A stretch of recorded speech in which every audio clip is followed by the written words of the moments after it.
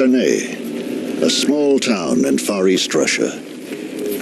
This is no longer a place of exile, but today's Siberians must eke out a hard living, trapping, fishing, and logging. They live on one of the last frontiers, surrounded by a vast and largely untamed wilderness. And still, out there somewhere, a legend lives.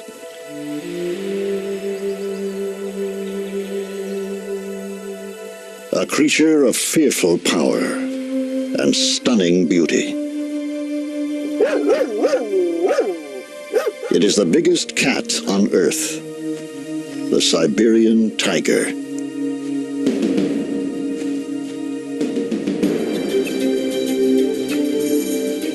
Today, wildlife biologists seek to study the tiger and perhaps to save it. About 300 Siberian tigers survive in the wild, and they are perilously close to extinction. These Russian and American scientists must get close to one of the most dangerous animals in the world.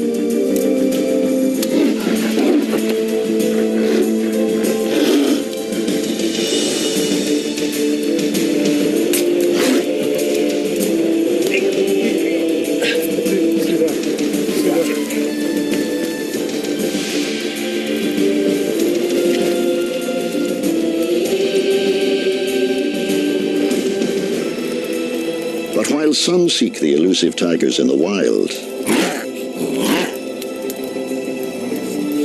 one Russian scientist is studying them in captivity, mating and hunting. Made for Siberia, this splendid cat can sprint across the snows at 50 miles an hour. Magnificent, mysterious, highly dangerous, and highly endangered. This is the great Siberian, the tigers of the snow.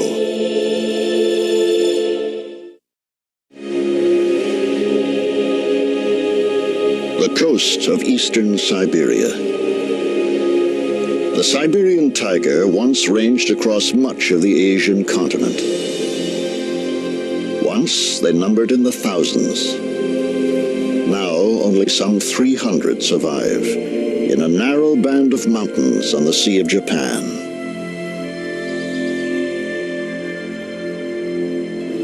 The Siberia of legend is a frozen wasteland. In fact, parts of the forest are temperate, even subtropical.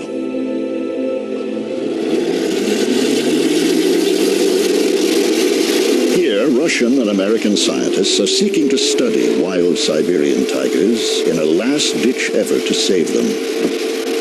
Dr. Morris Horniker, an American big cat authority, has brought desperately needed technology to this crucial effort.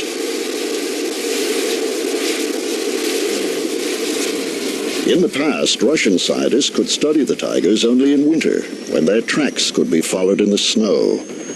Now, with radio tracking devices, the elusive cats can be studied sight unseen and year-round.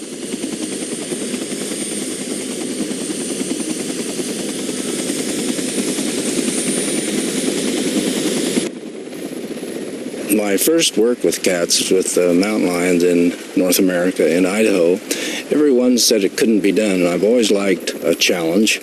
We've used the tiger population as target species, but we've studied the entire ecosystem because of the immense area that the tiger needs to exist, defines entire watersheds, entire systems that the prey must also utilize.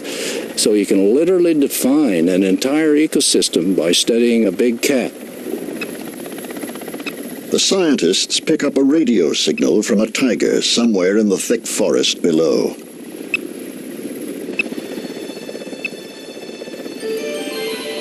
In fact, it's a number of tigers, and incredibly, they're out in the open.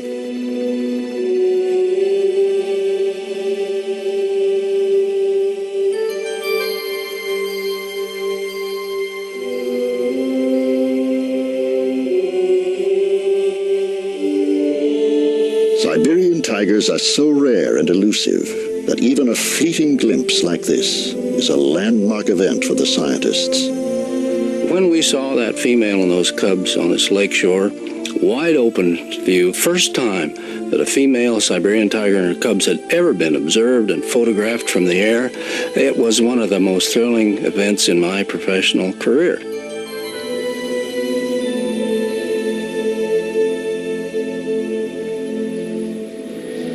Horneker's team has tracked some dozen tigers by radio, trying to determine such essential facts as their range and distribution.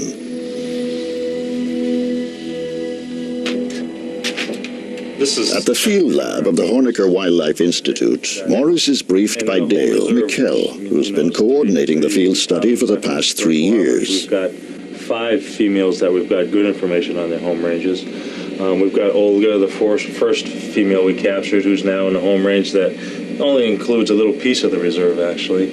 And then we've got Katya. Together with their Russian colleagues, they need to quickly establish a management plan for the tigers. One of the things that's interesting about all of this is that all these animals travel outside the boundaries of the reserve. So even though the reserve is vast, it's not large enough to maintain these females in their entire home range.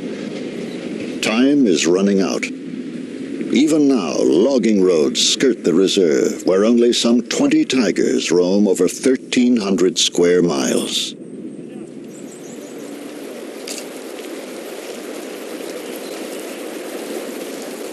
The researchers receive word that a tiger has been caught in one of their snares. A chance to add a new animal to their study group. Bart Schleier and Dr. Horneker prepare to sedate the tiger.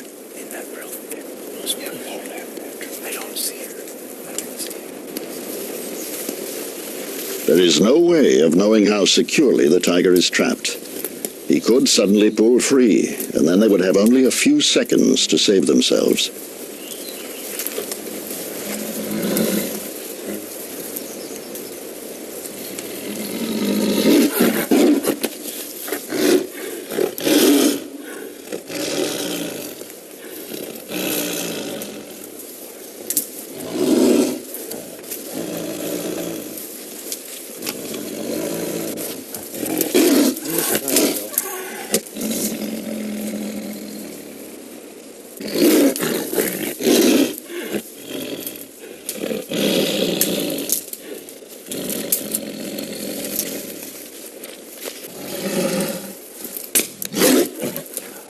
A tranquilizer dart should quiet the tiger down. Still, the dosage required is always in doubt. Too much endangers the tigers, too little the researchers.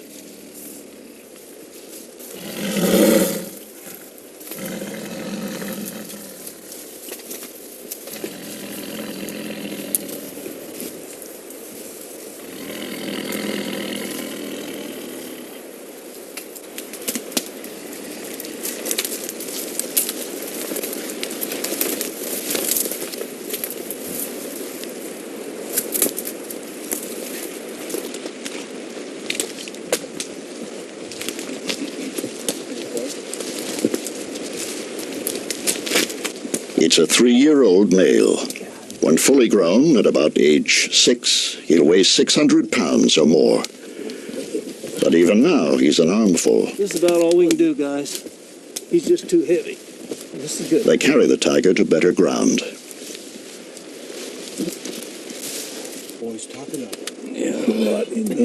His eyes must be artificially lubricated, since the blink response is sedated. Let's get this snare off. These massive jaws can crack the spine of a wild boar with a single bite. Young male tiger.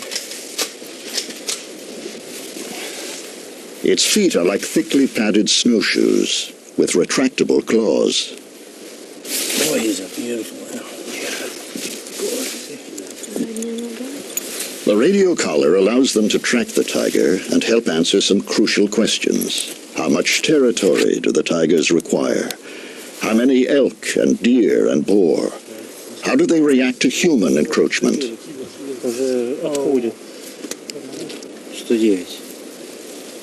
Suddenly, the tiger is having trouble breathing. They desperately try to revive him. I'm gonna get him. If someone can keep His eyes are moving. Yeah, but his breaths are real low. You want me to keep... Yeah. Cool, Cuck. Mm-hmm. Keep it to him. Give it to him pretty quickly, bud.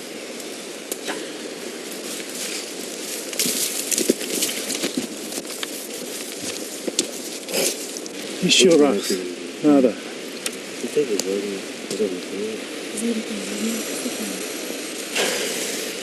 That color's cut, Morris. That color's cut. Yeah. Because we might have a cat that comes up real quick. The tiger must be given a stimulant.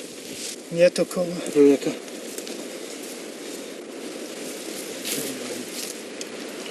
Slowly, he resumes his normal breathing rate. Yeah, he's breathing. Yeah, he's breathing. I think the danger's past. Oh, man, that was... Yeah. The biologists must now take their samples hastily before the great beast fully awakens.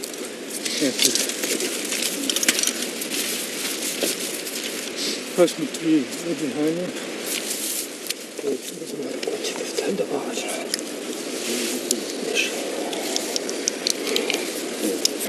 Cool, why'd you really show us behind you? Alcohol wasn't that? Starting to seizure. Little seizure. Get out. They're reluctant to lose sight of him before he's safely on his feet, but also eager not to be in his way.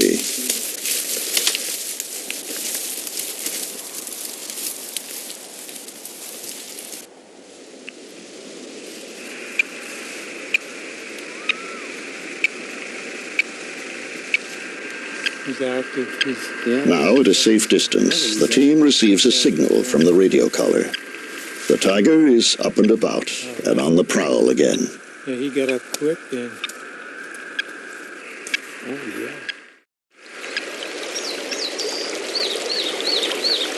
yeah. In another part of the reserve, the team is concerned about the signal from a tigress named Olga.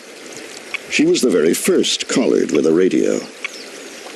Olga, it appears, has remained in the same area for a long time, a sign that she may be dead, or that she's found a den and given birth.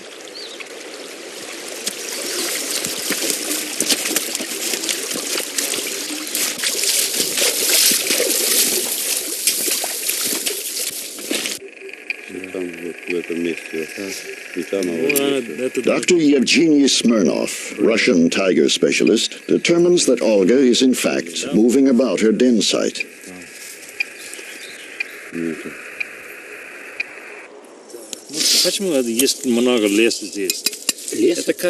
The researchers decide they'll attempt to enter the den to earmark the cubs.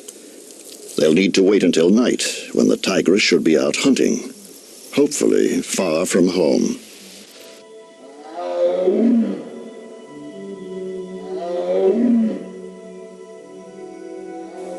The fading radio signal indicates that Olga has left her den. But if she returns, she would probably attack instantly.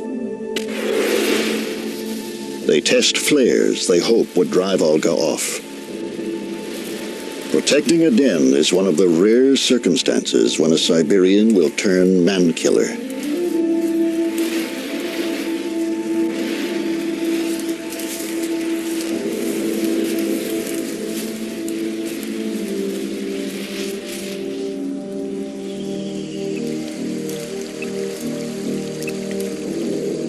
Night is the time when tigers are most alert and aggressive. Their night vision is far superior to humans.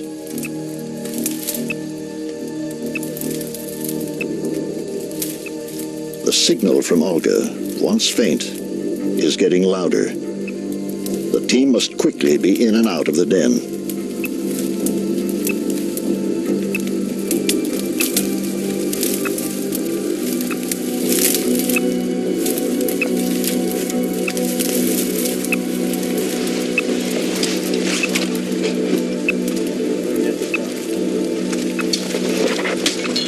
Yeah, this is it. This is it, Bart. Bart, как там? Yeah, we got the spot. Yeah. Gloves soaked with tiger urine are worn so the mother will not detect their intrusion and reject her cubs.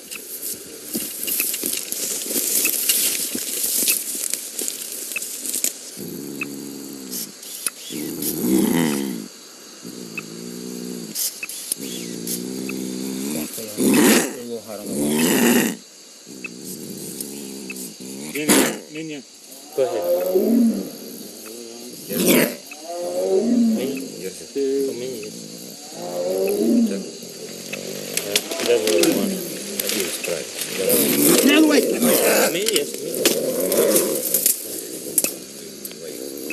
Подожди.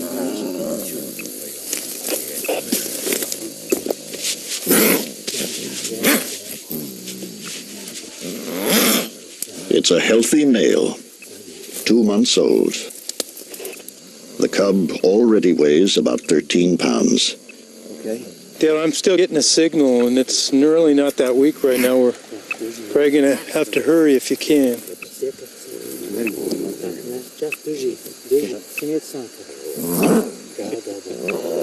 Unlike other cats, tiger kittens never learn to purr.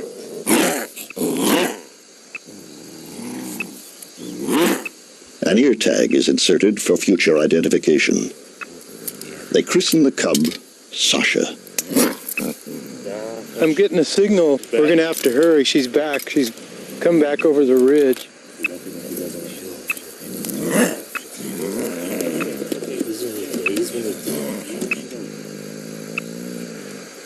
Their daring has set a new precedent. For the first time ever, scientists have examined and returned a cub to a den in the wild.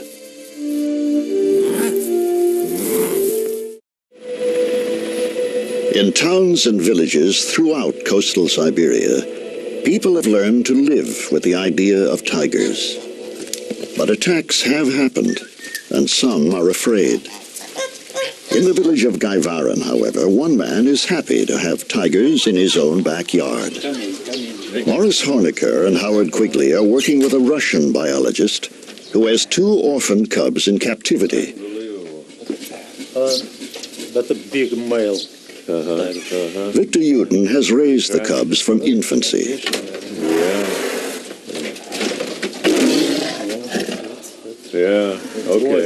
Victor is the author of a definitive natural history of the Russian wolf. But he soon learned that Kucher the tiger and Nyurka the tigress are different animals indeed.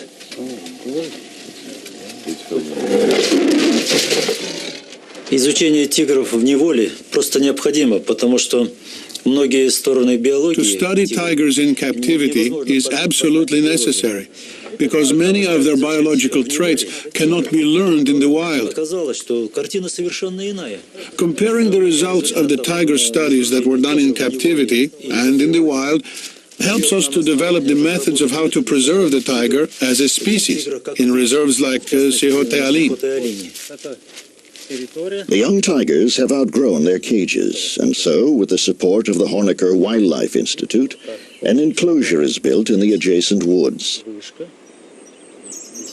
Though a far cry from the hundreds of square miles the tiger in the wild would roam, these 6 acres will provide the young captives with the opportunity to run and hunt, and hopefully even mate and have cubs. But there are neighbors in the area. Victor knows the importance of keeping them well informed, especially now when the tigers will soon be turned loose into the enclosure. So he brings local school children to the compound. Местные жители часто приходят смотреть тигров, и я не препятствую им. Villagers often come to see the tigers. They often ask me, why keep tigers in this enclosure, since it's so different from life in the wild?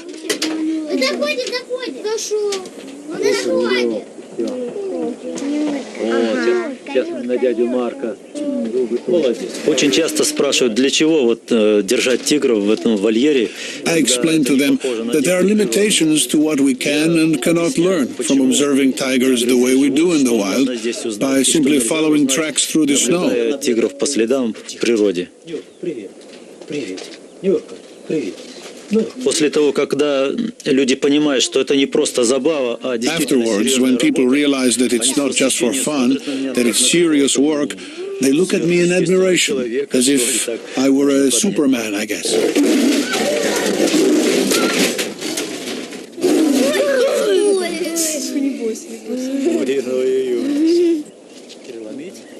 ставить патроны. The day has come when, for the first time, the tigers will step into the natural world they were intended to rule. No one knows how they'll react to their new enclosure. For Victor, it's an especially anxious moment, for he hopes the enclosure will be home to these tigers for the rest of their lives.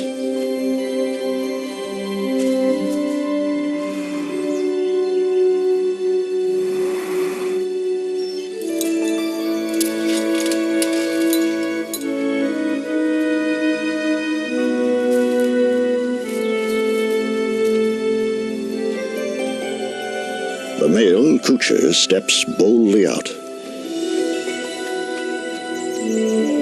For the first time, the light through the trees, the smell of grass and leaf, the feel of the soft earth.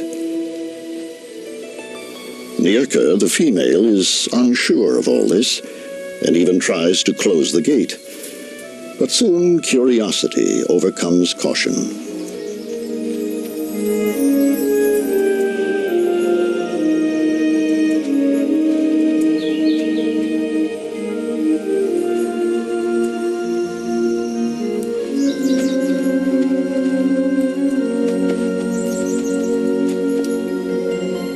To Juden's surprise, Kucher begins to feel a little frisky and tries to mate.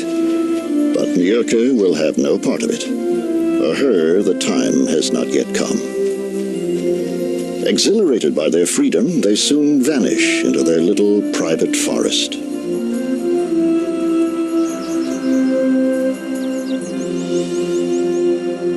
To feed his feline charges, Dr. Juden collects roadkill. Victor feels he knows the mood of his tigers so well, he can risk entering the enclosure.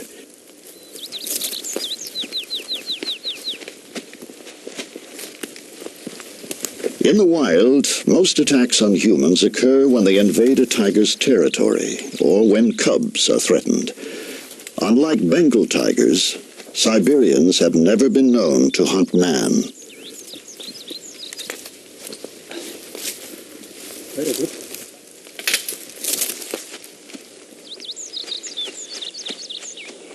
As the tigers settle into their enclosure, Dr. Juden begins his observations and controlled experiments. He hopes to learn which behaviors are innate and which would need to be taught to captive tigers before they could be released into the wild. Tigers live in a world of feast or famine. Still, Kucher must wait his turn. Dr. Juden notices it's the female who feeds first. With the coming of fall, the first brisk winds blow in from the Siberian Arctic. As if designed for these autumn colors, the tigers blend with the landscape. In the wild, their coloration becomes lighter as winter approaches, anticipating snow.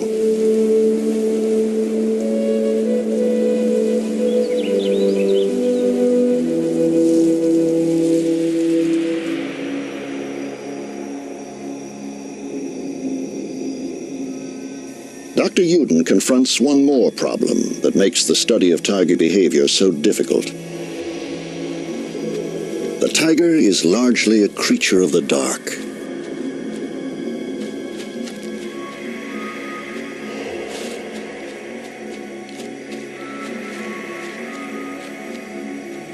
With their extraordinary night vision, Kucher and Nierka come fully alive only after sunset. Recently, they've begun to roam restlessly in the dark. Victor wonders if night has awakened an instinctive urge to hunt. When he releases a small rabbit in the enclosure, he quickly learns the answer.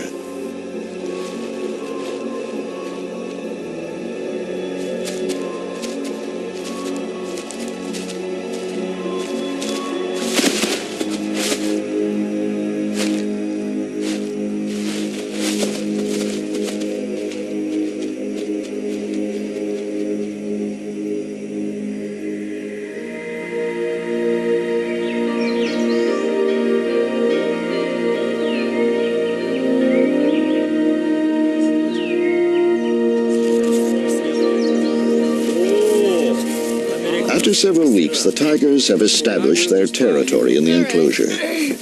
How would they react to another of their own species? Uden and Horniker set up an experiment involving a full-sized model tiger. I'm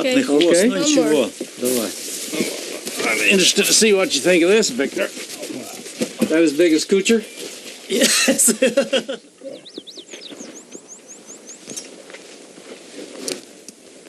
Tigers in the wild are solitary animals and fiercely territorial. Is this behavior innate or learned? And if innate, how soon does it develop? The reaction to an intruder by the captive raised tigers may help provide an answer. The scale model is covered with tiger urine, the scent that establishes territory.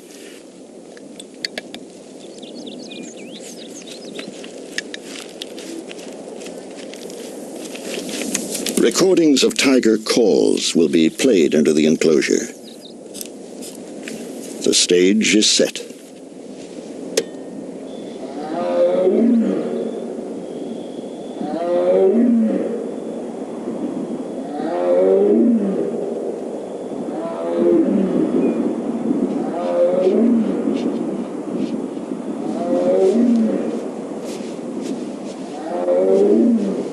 Kuchar, the male, is curious. He spends hours observing this strange creature.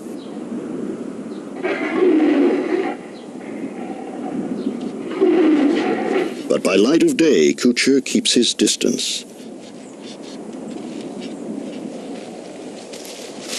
It's only overnight that the researchers discover the tiger's real attitude towards the intruder. Every shred of color has been ripped from the model's skin. Only when the model no longer looked like a tiger did Kuchar leave it alone. The defense of his territory is already a powerful instinct.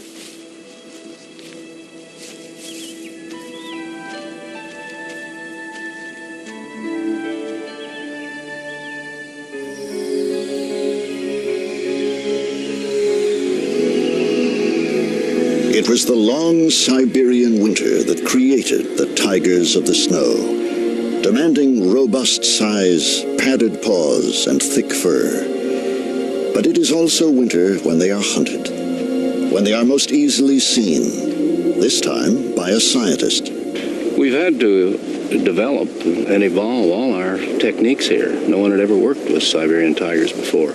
So we utilized foot snaring to capture the tiger, and it's worked very successfully. But some of them are becoming very trap shy. Some of them have become very difficult to capture.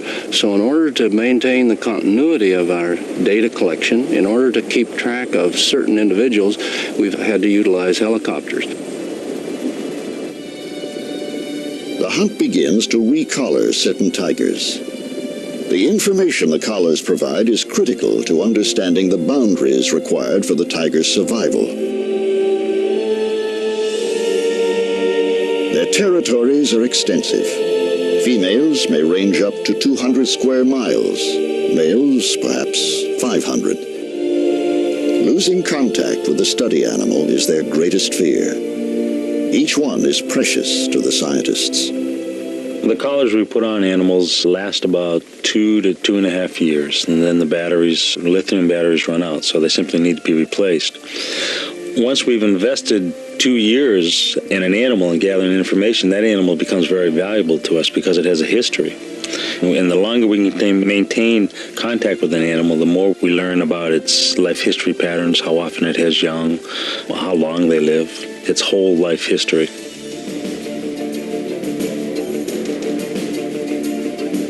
The pilot spots something below. It's a wild boar running for its life. And in pursuit, a tiger.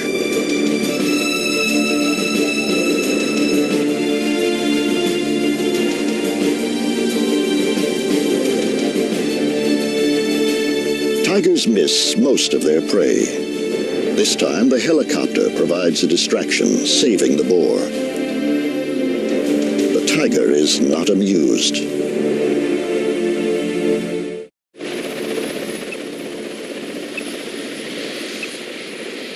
Eventually, they pick up the strong signal of another familiar tiger.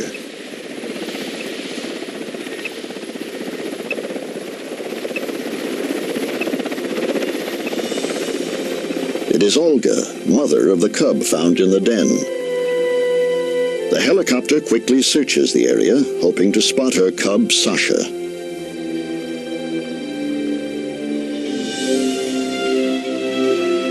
And Sasha is there. No longer a small cub, but thriving well. The young are raised by the mother alone. Sasha will stay with her for 18 to 20 months until it's time to establish his own home range.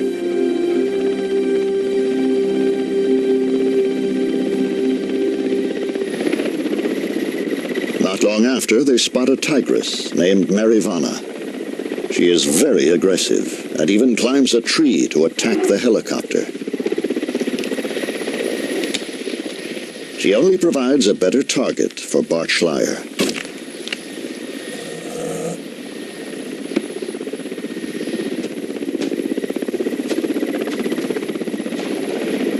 A single dose sedates the tigress quickly. Let's take blood, and that's about it, right? Let's check the other type of blood. Okay, all right, this. The old collar is measured against the new one, which is given an extra notch for growth.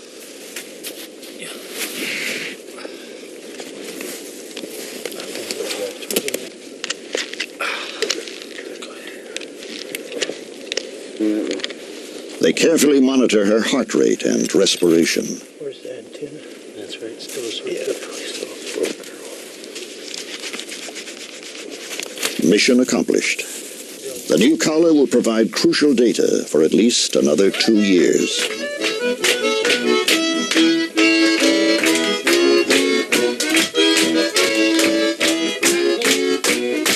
Not far from the cold, forbidding wild, the success of the venture is celebrated Russian style. It's also Bart Schleyer's birthday. For American and Russian alike, it's a camaraderie born of years of shared dangers and shared dreams.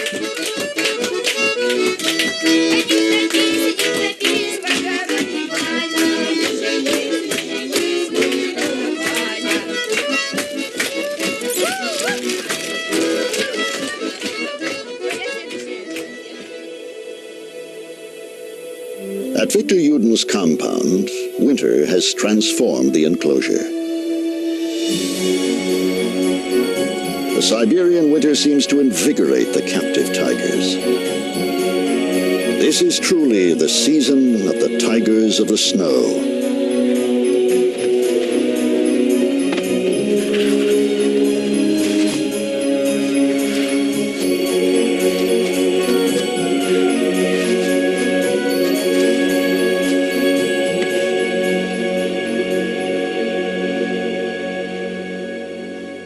As Victor Yuden observes, Kucher, the male, continues to stake out his territory, spraying the trees with his scent. In what is called a flamen, the female tests the air for his scent. Then it's Kucher's turn to detect if his mate is in heat. And she is.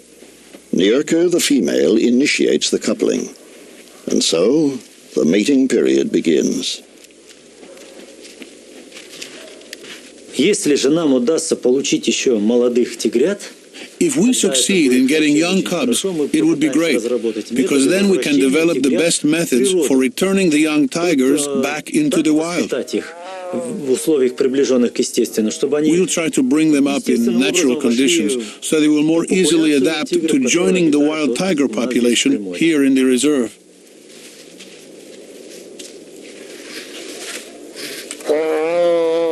As for a successful mating, all Dr. Uden can do is hope for results.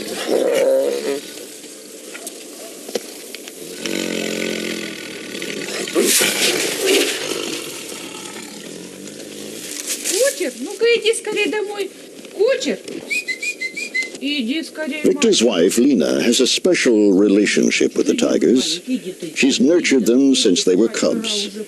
When they must be brought in at night because of the dangers of poaching, only their babushka can lure them home.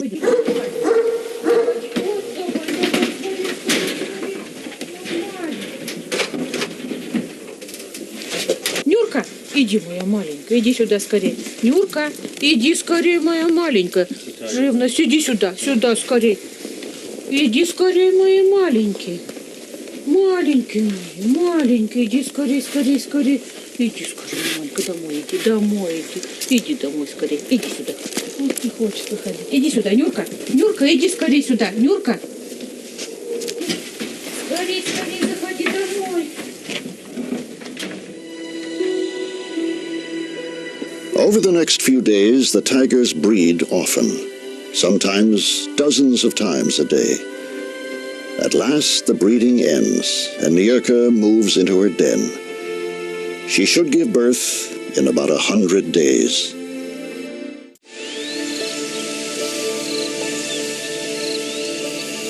Springtime in Siberia. Dr. Horniker receives word from Victor Uden that Nyurka has given birth. But something's wrong.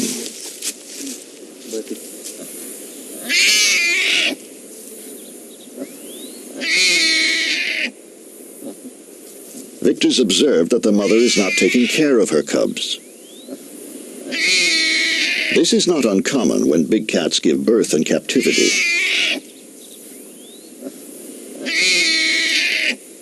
Does Victor think she's fed them at all? Вы думаете, что она их вообще кормила? Думаю, что нет. Probably not. Думаю, что нет. Then we'd better go in and look, Victor. They isolate the mother, Nyurka, so they can safely approach the den.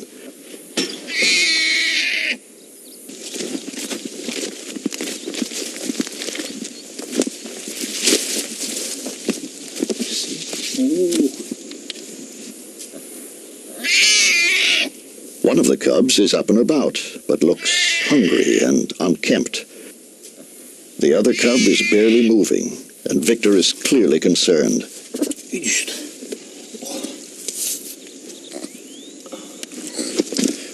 How is he? Yeah. Oh, yeah. Yeah, the poor little guy.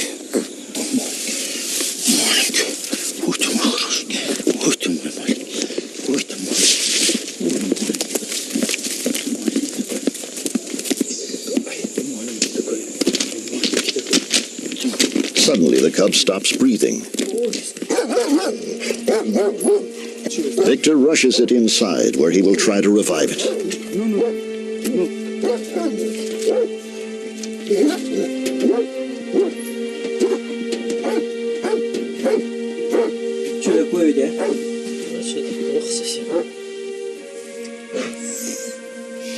It appears the mother has neither groomed nor nursed her cubs, and this one is near death. With infinite patience, Victor massages the heart, hoping against all odds to bring the cub back to life.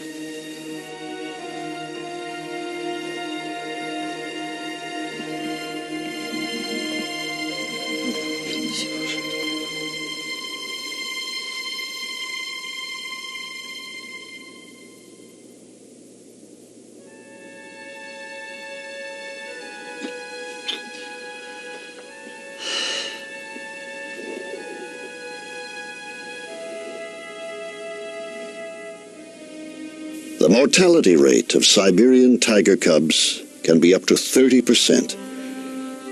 With so few born in the wild, the survival of captive cubs is critical to the species.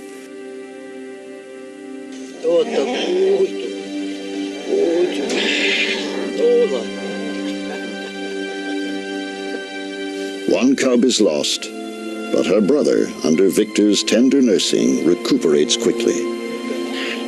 He's named the cub Globus, for a world that cares about him, even if his own mother hasn't learned to.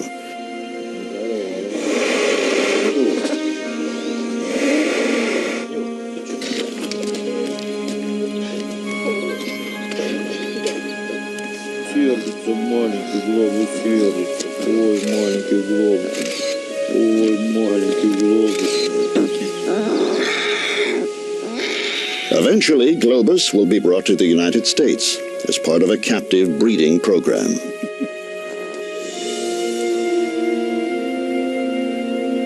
When he is, he'll be following other cubs orphaned in Siberia and sent by Dr. Hornecker to the snows of Omaha, Nebraska. They're now part of the world's most successful breeding program for large predators. The tigers are bred here with the goal of returning the cubs back to the wild. But what kind of environment will await them?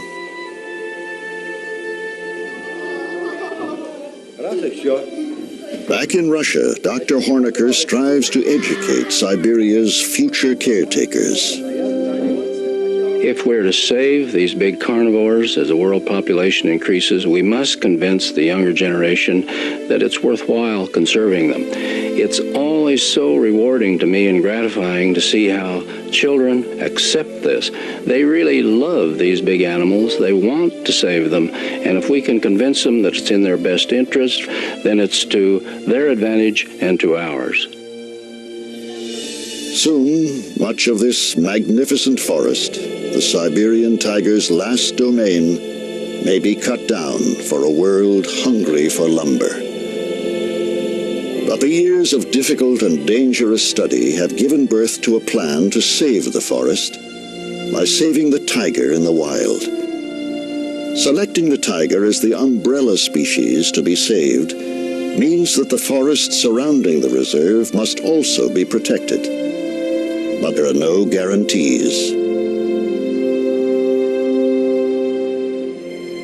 Poised on the edge of extinction, the tiger of the snow evokes an old Russian proverb. Hope is the last to die.